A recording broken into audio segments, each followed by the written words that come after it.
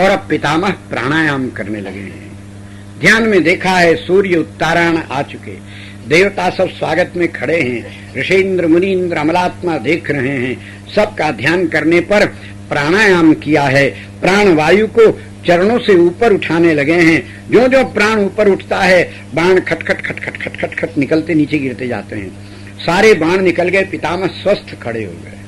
अर्जुन कांप गया है, अरे अब क्या होगा।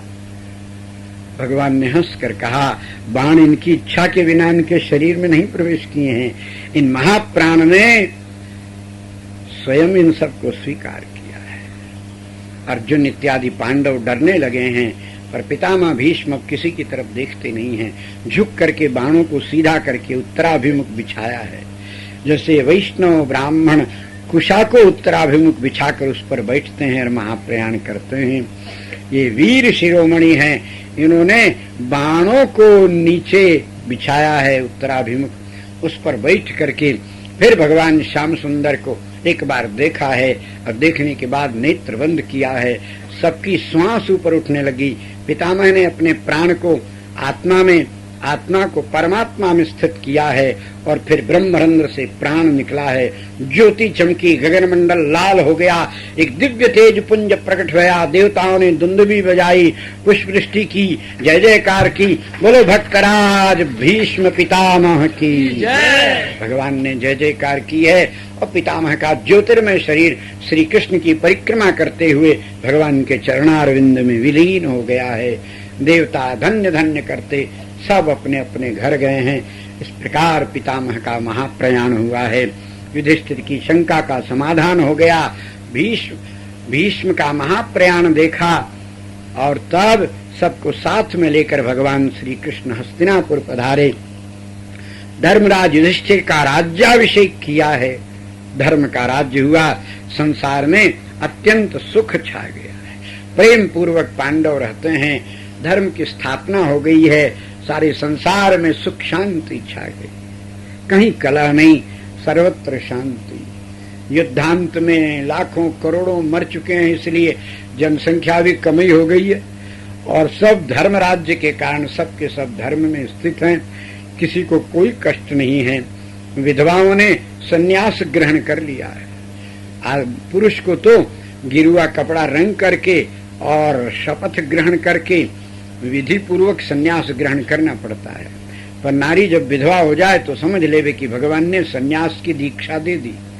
अब वो त्याग पूर्वक जहाँ है वहीं रहती हुई, किसी वस्तु में आसक्ति नहीं, मुझे कुछ नहीं चाहिए। घर वाले लोग जो भोजन दे देवे रूखा सूखा सो कर लेवे, कुछ बोले नहीं। कोई पूछे तब तुम लोग जानो मैं क्या करूं, मुझे समझ में नहीं आता। अति शांति से भगवत स्मरण करते धर्म राज्य के राज्य में जीवन बिताने लगे, बड़े प्रेम से। धर्मराज अपने ताऊ जी श्री धृतराष्ट्र महाराज का बहुत आदर करते हैं। कोई भी राजकाज जैसे इनके कहे बिना पहले नहीं होता था, अब भी नहीं होता है। कोई भी युधिष्ठिर से कोई भी राजकाज की बात हो तो ताऊ जी के पास में आते हैं, कहते हैं महाराज ऐसी ऐसी समस्या क्या करें। बेटा मुझसे क्या पूछते हो, तुम राजा हो। बोले आपके रहते में राजा कैसा, मैं तो राजपुत्र हूँ, आपका पुत्र, आप आज्ञा करो, जैसा बताओ। सब आदर करते हैं। एक भीमसेन कभी कभी उटपटांग बोल जाता है, भीमसेन को आक्रोश आता है, कुछ भी बोलते हैं। तो इस प्रकार पितामह के समान आदर करते हैं। देवी गांधारी का संपूर्ण रणिवास और ये पांचों पुत्र आदर करते हैं। उनके पुत्रों ने कभी उनकी बात मानी नहीं और ये पांडु पुत्र कभी इनकी बात टालते नहीं। बड़े सुख से जीवन बिता रहे थे। एक दिन श्री विदुर जी महाराज तीर्थ यात्रा समाप्त करके लौटे। विदुर जी तीर्थ यात्रा करने चले गए तो पीछे महाभारत हो गया। लौट कर आए तो पता चला धर्मराज हो गया, बाकी सब मरमरा गए। तब धर्मराज के पास पहुंचे हैं, काका जी को देखकर बड़े प्रसन्न हुए हैं। युधिष्ठिर ने बहुत स्वागत सत्कार किया है, भोजन कराया है। विदुर जी महाराज विराजे हैं। सत्संग में समय बीता, रात्रि को विश्राम किया है सब लोग। आधी रात्रि को विदुर जी उठ करके धृतराष्ट्र के महल में पहुंचे। आहत पाते कहा, विदुर आए हो, बहुत दिन में आए, तुम्हारे जाने पर तुम्हारे न मानने का परिणाम सामने आया विदुर। तुम्हारी बात मान लिए होते तो ये सब कुछ नहीं होता, पर होनहार जो होता है हो कर रहता। तुम आ गए, मुझे शांति नहीं है। गांधारी ने कहा है, विदुर आ गए? हाँ भाभी आ गया, और अब आप लोगों को लेने आया। कहाँ ले जाओगे? धृतराष्ट्र ने कहा, विदुर हम अंधे हैं, कहाँ ले जाओगे? बोले कहीं ले जाऊंगा, जंगल में ले जाऊंगा। घर की आसक्ति छूटती नहीं, सारा कुटुंब मारा गया, आपके पुत्र मारे गए, जिन्होंने आपके पुत्र की हत्या कर दी उन्हीं के घर में कुत्ते के समान टुकड़े खाते पड़े हुए हो। शर्म नहीं लग रही है? संसार से वैराग्य नहीं हो रहा है? गृहपाल होते अति निरादर, और फिर भी यही दशा है। विदुर, आज तुम्हारा ये कटु वचन मुझे प्यारा लग रहा है भैया। ठीक कहते हो तुम। मैं क्या करूं? अंधा हूं, कहां जाऊं? युधिष्ठिर मेरा बहुत आदर करता है। बोले तो पहले भी आदर करते थे। आपके पुत्रों ने आपकी बात मानी नहीं, और इन्होंने कभी आपकी बात टारी नहीं।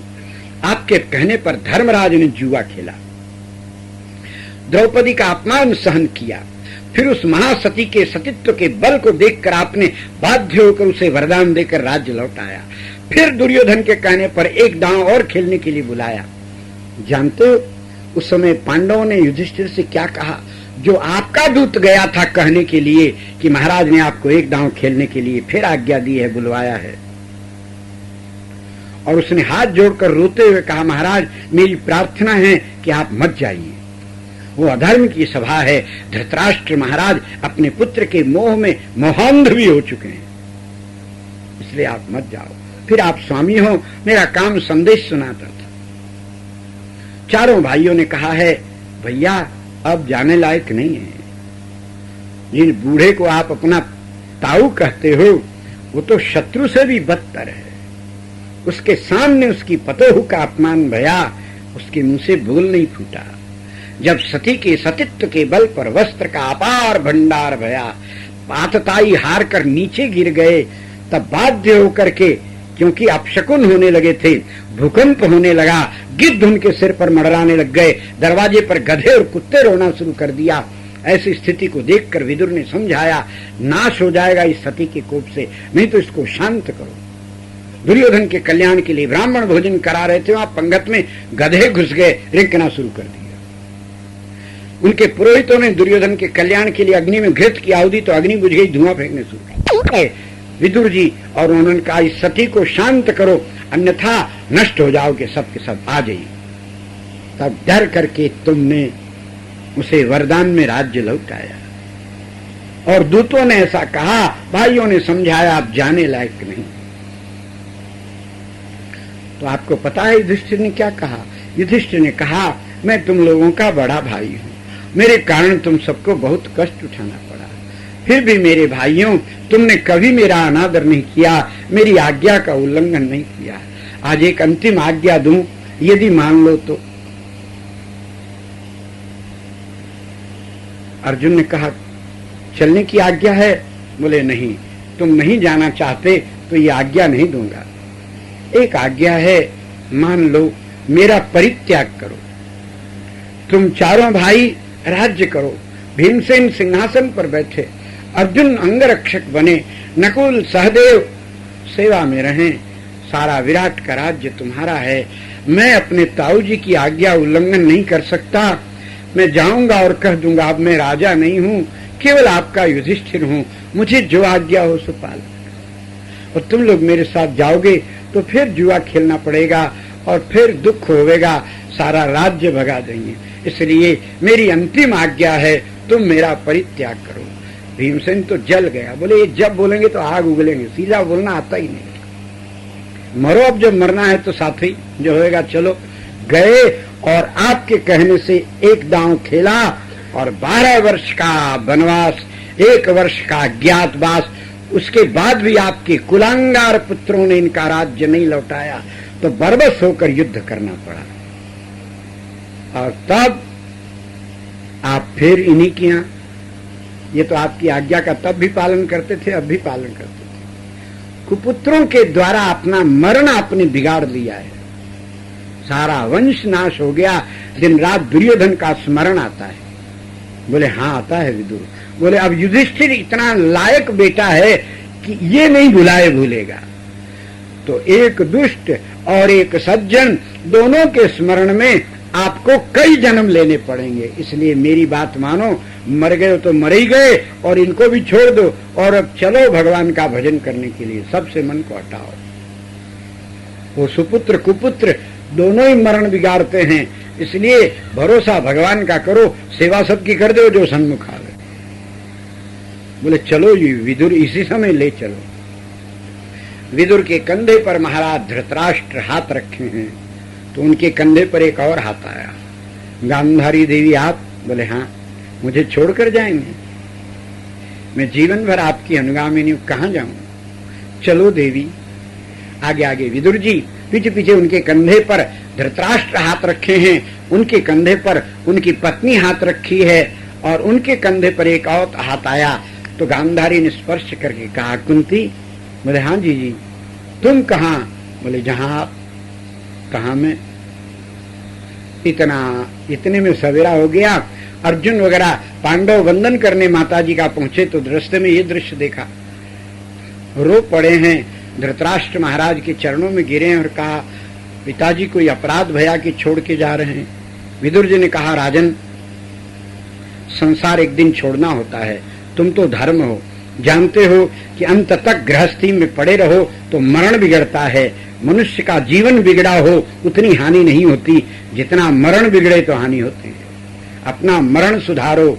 जीवन सुधारने के चक्कर में जो मरण बिगाड़ लेता है उसको करोड़ों बार मरण का वरण करना पड़ता है, और जिसका मरण सुधर जाता है उसको नित्य धाम में ऐसा जन्म मिलता है कि फिर कभी मरना ही नहीं पड़ता।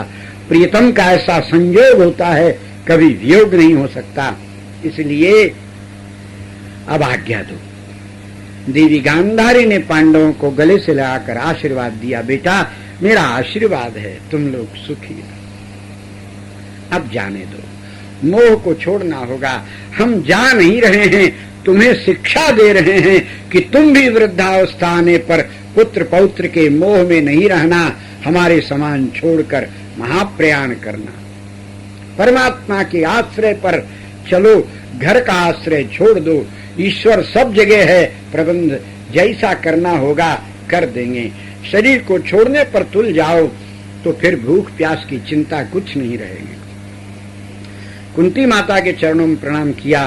कुंती माँ ने कहा बेटा मैं तो उसी दिन चितारोहण कर जाती जिस दिन तुम्हारे पिताजी का शरीर छूटा था, परंतु तब तुम लोग छोटे छोटे थे।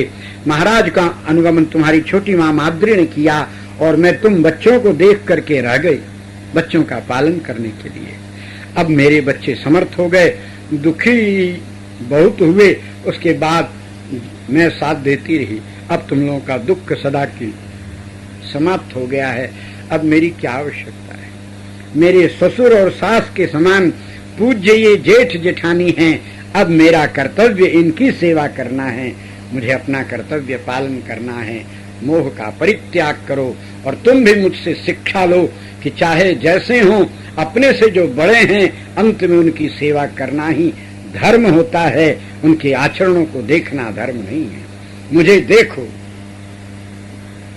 रो पड़े हैं सब, सबको आशीर्वाद देकर ज्ञान देकर के, और भगवान कृष्ण के कहने से सब लोगों ने इनको विदा कर दिया। पिता धृतराष्ट्र महाराज इन दोनों को लेकर विदुर जी महाराज घोर वन में गए हैं, अपने आश्रम में ले जाकर रखा है। कुंती देवी गांधारी देवी की सेवा करती हैं और धृतराष्ट्र की सेवा विदुर जी करते हैं। एक बार विदुर जी गंगा स्नान करने के लिए गए थे, एक दूत दौड़ा दौड़ा आया है आश्रम में। कुंती माता ने उठकर पूछा क्या हुआ? बोले हमको अभी अभी समाचार मिला है, द्वारिका में भगवान श्री कृष्ण ने सारी पृथ्वी का परित्याग करके वैकुंठ प्रयाण कर दिया। कुंती देवी के तो प्राण छूट गए, उनका शरीर छूटा और उसी समय दावाग्नि प्रकट हुई। दावाग्नि ने चारों ओर से घेर लिया। धृतराष्ट्र महाराज ने एक पाषाण खंड अपने मुख में रखकर प्राणायाम करके समाधि लगा ली। गांधारी देवी ने वैसे किए। इन तीनों के शरीर को दावाग्नि ने दग्ध कर दिया है। कृष्ण विरह कुंती शरीर, कृष्ण के विरह में कुंती ने शरीर छोड़ दिया है इन सब का। विदुर जी लौटे तो चिता भस्म थी, जलांजलि दी है और तब विदुर जी अवधूत होकर भजन करने के लिए चले गए। मार्ग में मैत्रेय जी मिले हैं। विदुर जी के मैत्रेय जी के संवाद में श्रीमद् भागवत है, बड़ी दिव्य दिव्य कथाएं हैं। इस प्रकार श्री विदुर जी महाराज भ्रमण करने के लिए चले गए। इधर हस्तिनापुर में पांडव राज्य करते थे, धर्मराज सिंहासन पर विराजते हैं, भीमसेन छत्र पकड़ते हैं, नकुल सहदेव चौड़ उड़ाते हैं, राजन्य वर्ग सेवा में उपस्थित होता है, सर्वत्र धर्म राज्य की स्थापना है। अर्जुन द्वारिका गए हुए हैं, अपशकुन होने लगे, चारों तरफ अपशकुन देखा, धर्म के विपरीत आचरण देखा, बड़े लोग छोटों के सामने घुर्रा के बोलने लगे और गुरुजनों की अवज्ञा करने लग गए। युधिष्ठिर घबरा गए, ऐसा कैसा हो रहा है, धर्म राज्य में विपरीत आचरण कैसा। तब तक अर्जुन रोता हुआ आया है। युधिष्ठिर ने गले से लगाया, पूछा रोते क्यों हो, तुमसे कोई अपराध भया, शत्रु से पराजित भय, ब्राह्मण का अनादर भया, वचन देकर के पालन नहीं कर सके, ऐसा क्या हुआ जो इतना रोते हो। रोते हुए अर्जुन ने कहा, मुकुंदो भगवान क्षमां त्यक्त्वा स्वपदं गतः। भगवान मुकुंद श्री द्वारिकाधीश पृथ्वी को छोड़कर वैकुंठ चले गए, कैसा हुआ।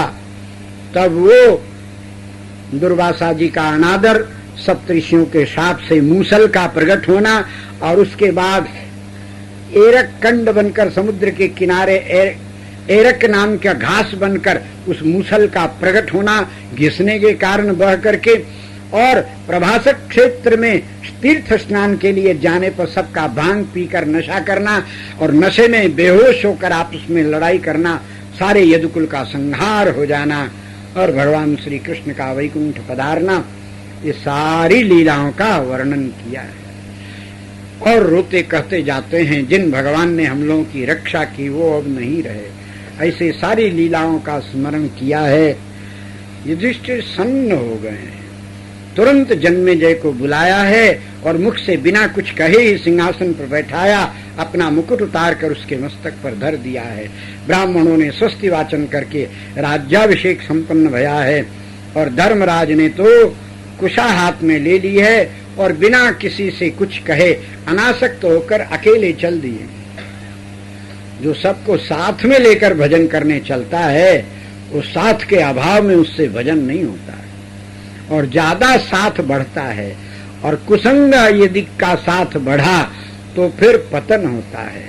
इसलिए भजन तो अकेला ही करे, भगवान के भरोसे करे। जो साथ में आ जाएं, मिल जाएं तो अच्छी बात, कदाचित न मिले तो बहुत अच्छी बात। इस प्रकार शांत रहकर भजन करे, भरोसा किसी का नहीं, एकमात्र भगवान का करे तो भजन बनता है।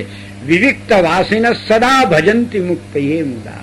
जो विविक्त वासी है, एकांत जिसको प्रिय है, भजन में जिसका मन लगता है, उसी से भजन होता है। लोग दिखाकर, समाज में रहकर, किसी व्यक्ति विशेष के प्रेम में रहकर भजन नहीं बनेगा। भजन का नाटक बनेगा। नाटक से जगत पूजेगा पर आपको शांति नहीं मिलेगी। मन में कुछ खटकता रहेगा, कुछ कमी है, घर छोड़े, परिवार छोड़े, भजन कर रहे हैं, अभी कुछ खटकता है। प्रेम तो एक है, सीधा शाम में लगा लो, चाहे लोगों में लगा लो। उधो मन न भये 10-20, एक हुतो सो तो गयो श्याम संग, तब को आराधे ईश। अब क्या काम है। इसलिए शांत चित्त होकर विविक्तवासी भजन करता है। युधिष्ठिर चल पड़े हैं बिना किसी से कुछ कहे। भीम ने अनुगमन किया है पर वो पलटकर देखते ही नहीं। फिर उनके पीछे अर्जुन, नकुल, सहदेव, द्रौपदी हिमालय में गए हैं। गल गल का शरीर गिर पड़ा है और गिरता जाता है शरीर, और फिर भी कोई पलटकर पीछे देखता नहीं। धर्मराज युधिष्ठिर का केवल अंगूठा गला, वो भी अश्वत्थामा हतः कह दिया असत्य इसलिए, नहीं तो इन्होंने जीवन में कभी असत्य नहीं कहा। इनके लिए वैकुंठ से विमान आया है। भगवत पार्षदों ने कहा, आपका शरीर सत्य और धर्म के पालन से इतना पवित्र है कि सशरीर भगवान के धाम पधारो। एक कुत्ता पीछे आ रहा था, वो कुत्ता कूं करने लगा। इस हिमालय में इस कुत्ते को कहां छोड़ेंगे? उस कुत्ते को संकेत किया, भैया सार में तू भी बैठ जा। वैकुंठ के पार्षदों ने कहा, विमान कुत्ते के लिए नहीं है, आप धर्म हैं, आपने धर्म का पालन किया इसलिए आपके लिए विमान आया है। ये कुत्ता, तब युधिष्ठिर ने कहा है, धर्म ये है कि 7 कदम कोई साथ चले तो मित्र हो जाता है। ये इतनी दूर मेरे साथ आया है, इसको विपत्ति में छोड़ के कैसा जाऊं? इसमें मेरी आसक्ति नहीं, या तो इसको ले जाकर अच्छे गांव में पहले पहुंचाया ताकि इसकी ओर से निश्चिंत हो जाए, नहीं तो इस हिमालय में खाने पीने का प्रबंध नहीं, ठिठुरेगा बेचारा, पीछे पीछे आया है, इसको छोड़कर जाना अधर्म नहीं है। और अधर्मी करे तो धर्मराज कैसा। ऐसा बोलते ही बाजे बजने लगे, पुष्पवृष्टि होने लगी। बोलो धर्मराज भगवान की जय। वो कुत्ता ही धर्म के रूप में प्रकट हो गया। बोले, वत्स, मैं तुम्हारा पिता साक्षात धर्म हूं, तुम्हारी परीक्षा कर रहा था कि तुम संसार में अनासक्त हुए, भाइयों में, कुटुंब में किसी में आसक्ति नहीं, सबको छोड़कर आया, पर अनासक्त होते होते कहीं निर्दय तो नहीं हो गए। इस परीक्षा के लिए साथ में अनासक्ति दूसरी बात है, और किसी मरते को, रोगी को घायल छोड़ के भाग जाना, ये अनासक्ति नहीं, ये निर्दयता है, नृशंसता है। तुम परीक्षा में उत्तीर्ण हुए, वैकुंठ पधारो। आगे बढ़कर हृदय से लगाया है, विमान में जाने की जरूरत नहीं पड़ी, धर्म धर्म में विलीन हो गए, एक हो गए। इस प्रकार इन महापुरुषों का हुआ। अब इधर परीक्षित महाराज राजा भय थे न, परीक्षित का जन्म हुआ, धीरे धीरे ये बड़े हुए, अभिमन्यु के पुत्र हैं, इनका राज तिलक करके, और युधिष्ठिर महाराज तो वन में चले गए, और अब इनका पुत्र हुआ जन्मेजय। अभिमन्यु के पुत्र हुए परीक्षित महाराज, और इनका पुत्र हुआ जन्मेजय। जन्मेजय छोटा है, छोटा बोले तो बहुत छोटा नहीं है, 10-12 वर्ष का है। अब जब परीक्षित को पता लगा कि ये कलयुग आ गए, इसीलिए मेरे दादाजी राज्य छोड़ करके चले गए, ये कलयुग बहुत खराब है, मैं दिग्विजय करके खोज खोज के भारत से कलयुग को बाहर करूंगा। दिग्विजय के लिए चले तो सोचे कि दिग्विजयी राजा जरासंध को मारकर दादा भीमसेन ने जो मुकुट लाया था उसी को पहनकर चलूं।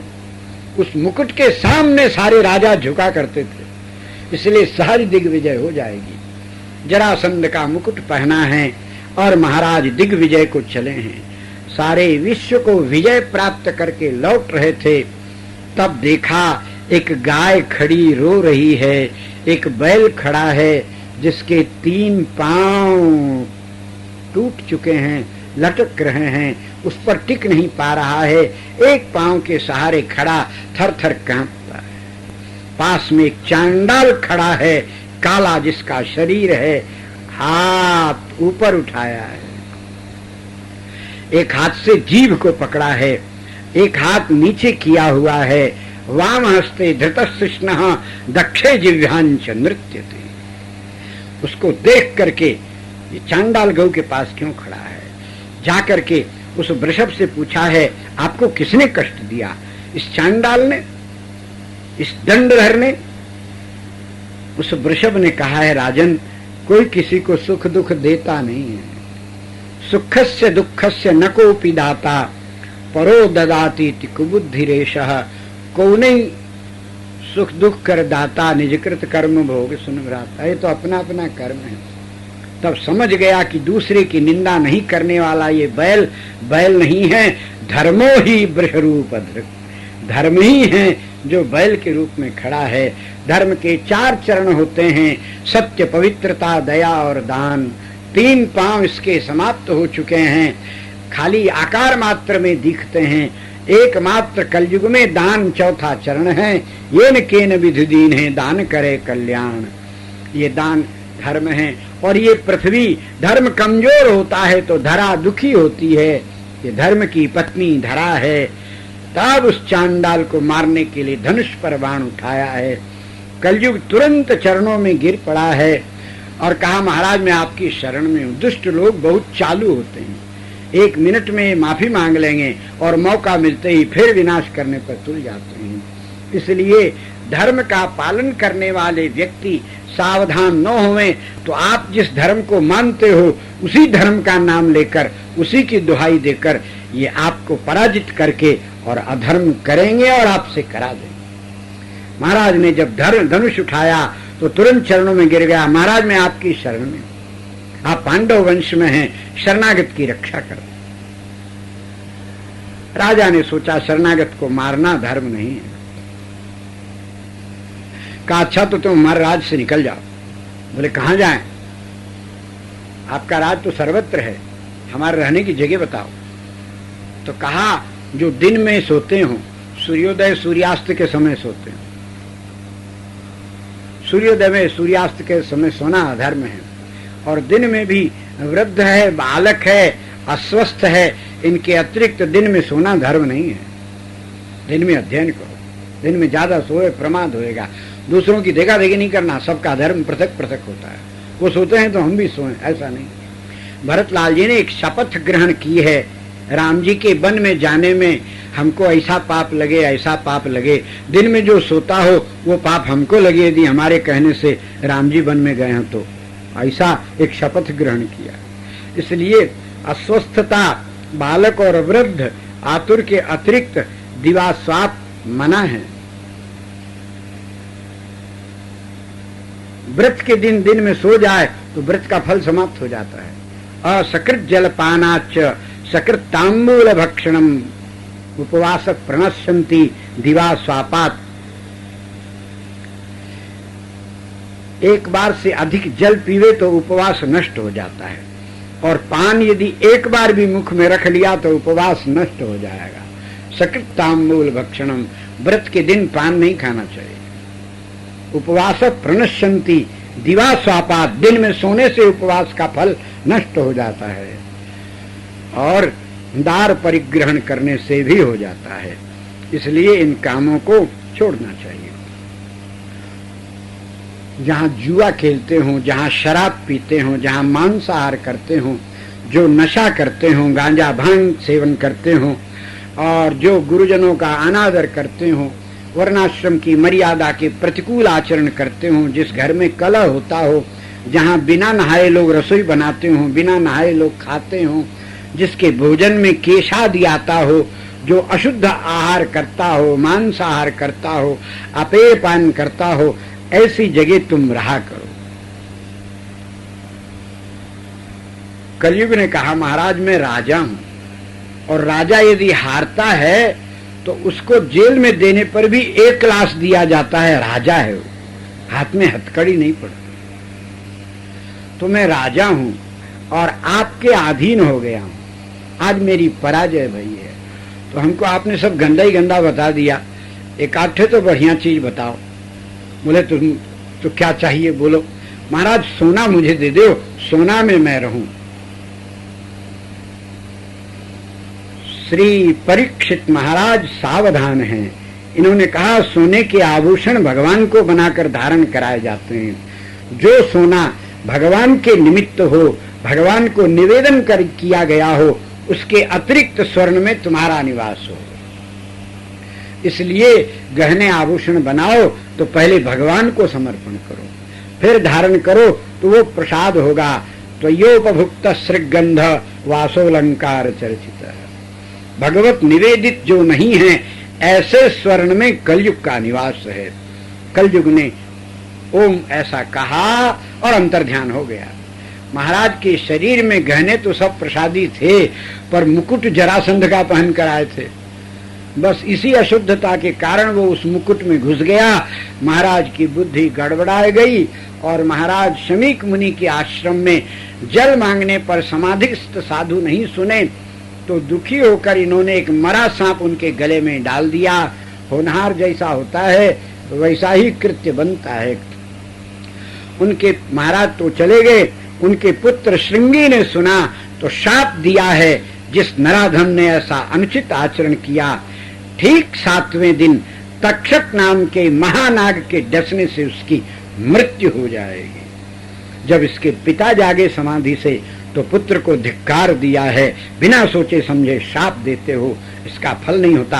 अकारण जो श्राप देता है वो स्वयं दुख का भाजन बन जाता है। एक ब्राह्मण था, किसी दूसरे ब्राह्मण पर नाराज हो गया, अकारण नाराज हो गया।